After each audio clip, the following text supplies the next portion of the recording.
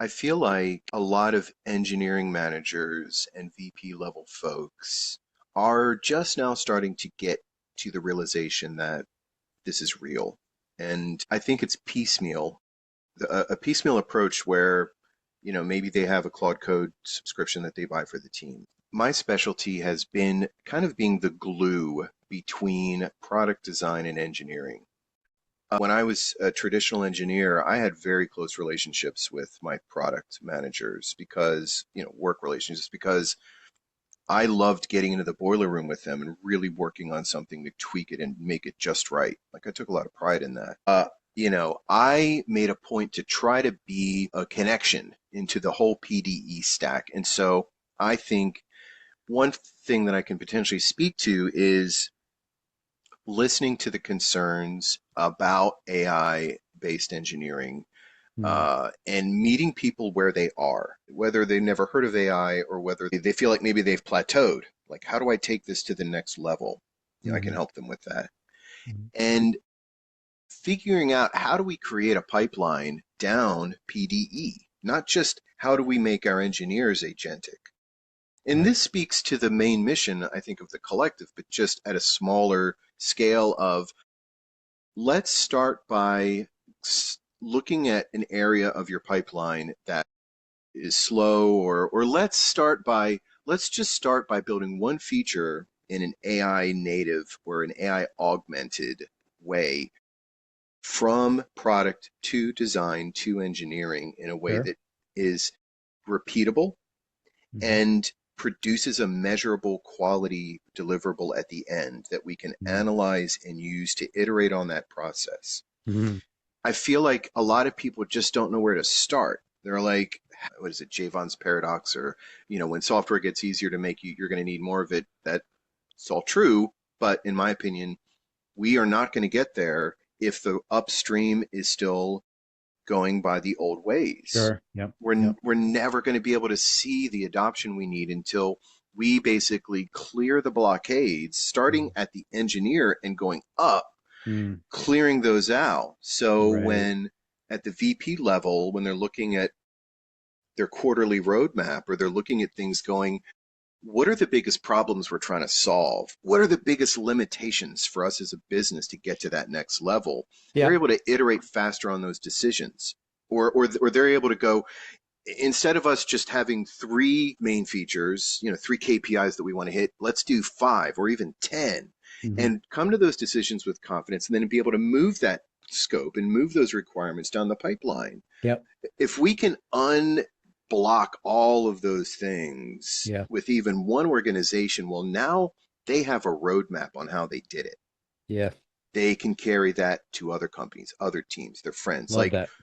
yeah, so I think, where I can really speak to is, I spent a long, long time doing this by hand with a whole bunch of different people, and my background is I had to figure it out. And Mm, and mm. I can relate to the you know, the experimental figuring it out type approach that I think PDE teams, PDE pipelines are going to have going into this. That sounds very valuable. That sounds like the sort of thing that companies are struggling to figure out. I mean, this is a new talent, a new skill set that people don't have, right? And they're trying to figure it out, right? And so Mhm. to have your expertise combined with our expertise, how to do that and how to do that in a well-governed way, in a secure way, in a Mhm. way that really helps the organization. And then as one part of helping the organization, right? Mhm. There's doing that kind of work across the organization is where business, the entire business transforms. I love that. And one I think area that could trip us up as I'm thinking through this, real experts, real transformation.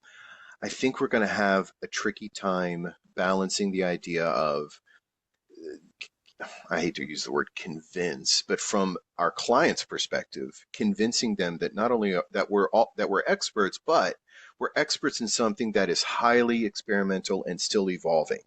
Right. There's a Yeah. lot of trial and error right Yeah. now, and Sure. I'm thinking about this, and I think, well, let's say that let's say right now in front of me, you said, well, guess what, Matt? it's good you mentioned that because we actually have a client that needs exactly that. And they need to know how you would build a system that takes requirements from product and design and engineering. And I got to tell you, off the top of my head, I'm not sure what that would look like. Yep. I know the broad strokes. I know Hmm. like what we would accomplish, but a lot of this would be me kind of getting in there. Now, of course, I'd be Yep. prepared.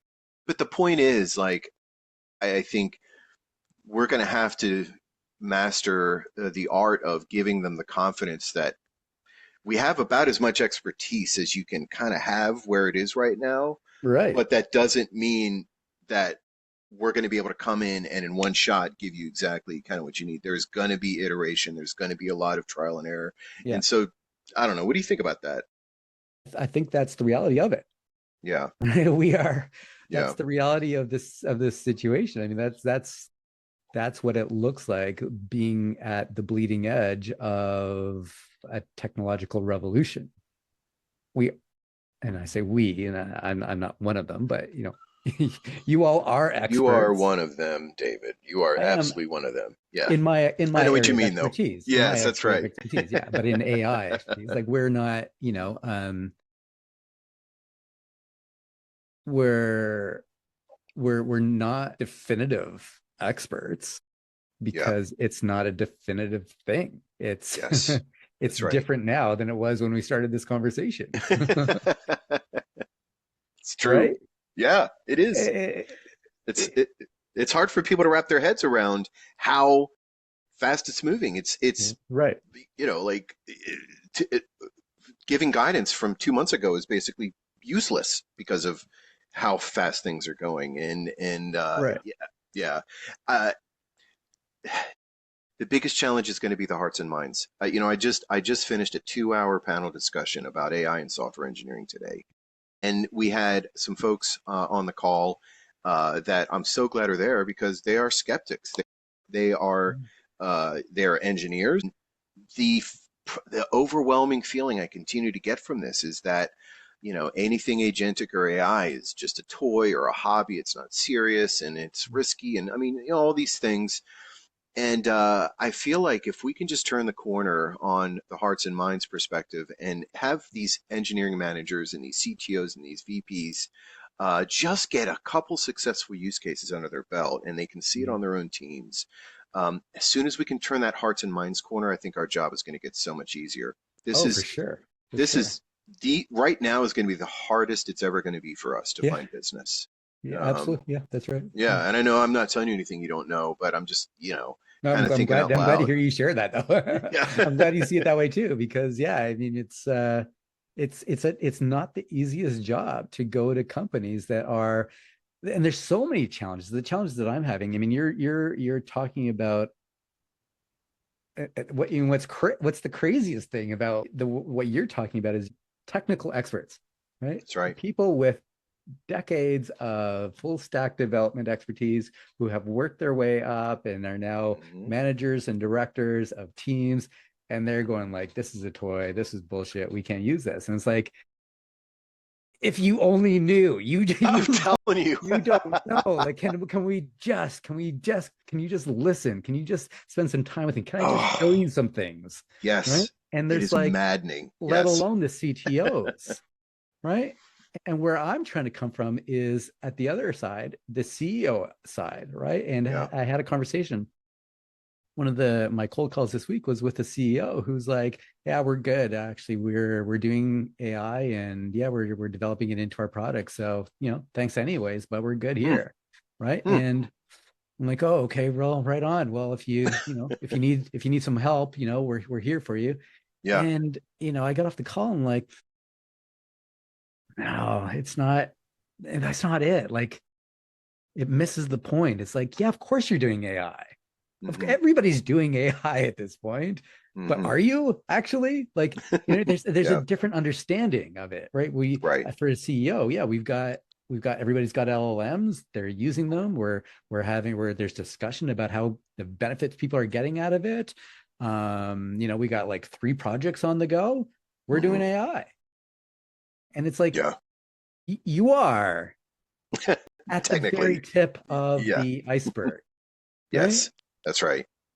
Yeah, and you don't know what you don't know is such a huge thing with AI. They truly don't know what they don't know. That's the seed that we have to plant. That seed of Yeah. curiosity Yeah. is where it all starts. So Yeah. I love that.